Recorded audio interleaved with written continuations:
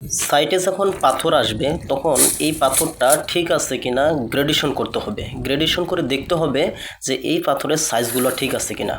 একটা জিনিস মনে রাখবেন, যখন আপনি স্যাম্পলটুকু নেবেন তখন অবশ্যই মনে রাখবেন এভারেজে স্যাম্পলগুলো নেবেন বিভিন্ন জায়গা থেকে, বুঝতে পারছেন? এক এক জায়গা থেকে নেবেন না, তাহলে আপনার গ্রেডেশনটা ভুল আসতে পারে। পাথরে গ্রেডেশন করার জন্য যে স্যাম্পলটুকু নিয়ে আসবেন সেই স্যাম্পলটুকু যদি ভিজা থাকে তাহলে অবশ্যই সেটা শুকাবেন, ড্রাই করে নেবেন। যেমন ভিডিওতে দেখেন, এই যে আমরা স্যাম্পলটুকু নিয়ে আসছিলাম সেই স্যাম্পলটুকু এই দেখেন কিভাবে রোদের মধ্যে সুন্দর করে বিছাই দিচ্ছে, যাতে পাথরের মধ্যে কোনো ধরনের পানি না থাকে। পাথর শুকালে গ্রেডেশনের রেজাল্ট ভালো আসবে। এখন আমরা স্যাম্পলটুকু ওজন দেব। ওজন দেওয়ার পর গ্রেডেশন করার জন্য প্রস্তুতি নেব। আমরা 20 মিলি স্টোন চিপসের স্যাম্পল নিয়ে আসি, 14 কেজি 54 গ্রাম।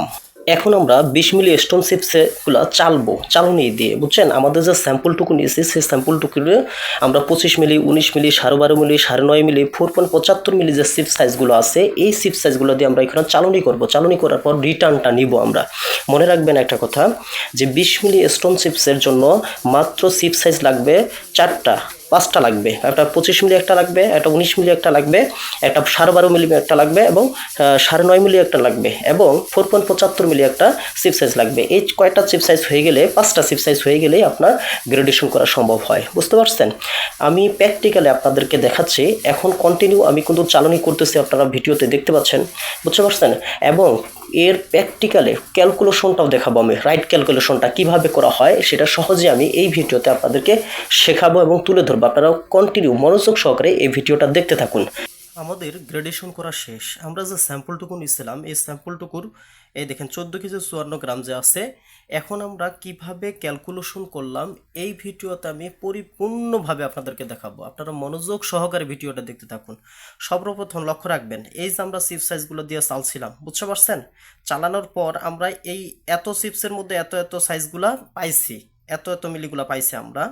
দেখেন 25 মিলিটা আছে এটা দিয়ে যখন আমরা এই শ্যাম্পুটাকে চালছি, চালার পরে আমরা কোনোটাতেই মানে আমাদের রিটার্ন মাল পাই নাই, বুঝতে পারছেন? সেই জন্য আমরা 0.000 দিয়ে রাখছি, বুঝতে পারছেন?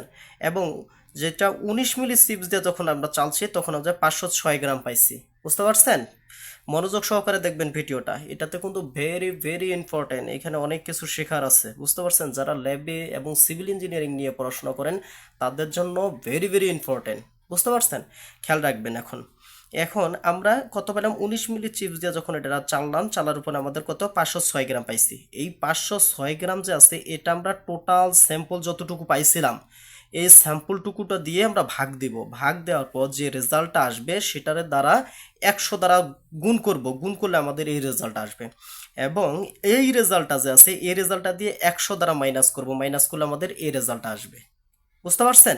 আমরা 19 মিলির ফাংশন শেষ এবং 12 মিলি 12.5 মিলি চিপসটা দিয়ে যখন আমরা চালছি তখন আমাদের এই রেজাল্টটা আসছে, বুঝতে পারছেন? এই রেজাল্টটা যখন আসছে তখন এটা আড়াআড়ি যোগ করবেন। এই যে কিউমুলেটিভ ওয়েট রিটার্ন যেটা আছে এটা দিয়ে এটা যোগ করবেন, যোগ করার পর এটা আসবে। দেখেন 42.90 আসছে।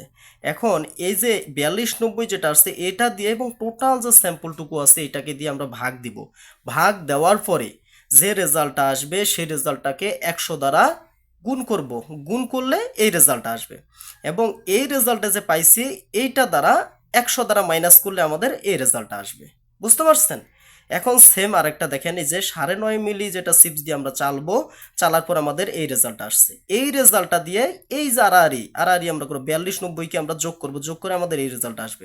এবং এই রেজাল্টটা দিয়ে টোটাল যে স্যাম্পলটুকু আছে এটাকে দিয়ে আমরা ভাগ দিব। ভাগ দেওয়ার পর যে রেজাল্টটা আসবে সেই রেজাল্ট দিয়ে 100 দ্বারা গুণ করব, গুণ করলে আমাদের এই রেজাল্টটা আসবে।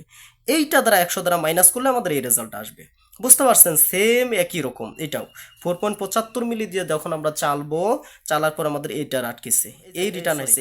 এইটা দিয়ে আমরা এই যে আড়াআড়ি যোগ করব, যোগ করার পর আমাদের এইটা আসবে। এইটা দিয়ে আমরা টোটাল স্যাম্পলকে ভাগ দেব, ভাগ দেওয়ার পর যে রেজাল্টটা আসবে সেই রেজাল্টটা দিয়ে 100 দ্বারা গুণ করব, গুণ করলে আমাদের এইটা আসবে। এবং এই সংখ্যাটা দিয়ে 100 দ্বারা মাইনাস করব, মাইনাস করলে আমাদের এই রেজাল্টটা আসবে, বুঝতে পারছেন? এই রেজাল্টটা যখন আসলো দেখেন, এখন একটা জিনিস খেয়াল রাখবেন, আপনার গ্রেডেশনটা ঠিক আছে কিনা কিভাবে বুঝবেন? আপনি বুঝতে হবে তো এই যে গ্রেডেশনটা ঠিক আছে কিনা। খেয়াল করবেন আপনার এই যে আপনার ওয়েট স্যাম্পলটা আছে এই স্যাম্পলটা এবং কিউমিলিটিভের জায়গায় এই যে নিচে বুঝতে পারছেন? নিচে আইসা দেখবেন যদি এই সংখ্যা আর এই সংখ্যা যদি মিলে যায় তাহলে আপনার ক্যালকুলেশন ঠিক আছে। বুঝতে পারছেন? তাহলে এখানে 14 কেজি 54 গ্রাম আছে, এটাও 14 কেজি 37 গ্রাম আছে, মাত্র 3 গ্রাম লস হয়েছে। কাজের ক্ষেত্রে 2-1 গ্রাম লস হবেই স্বাভাবিক, এটা 100-এ 100 ওকে, এটা 100% এটা সঠিক আছে। বুঝতে পারছেন? ক্যালকুলেশনগুলো এভাবে করা হয়। আশা করি আমার কথাটা বুঝতে পারছেন, আমি ক্যালকুলেশন যেভাবে বুঝাইছি সেটা বুঝতে পারছেন। এরকম তথ্যমূলক ভিডিও পেতে আমার চ্যানেলটি সাবস্ক্রাইব করবেন। সবাই ভালো থাকবেন, সুস্থ থাকবেন। আসসালামু আলাইকুম ওয়া রাহমাতুল্লাহ।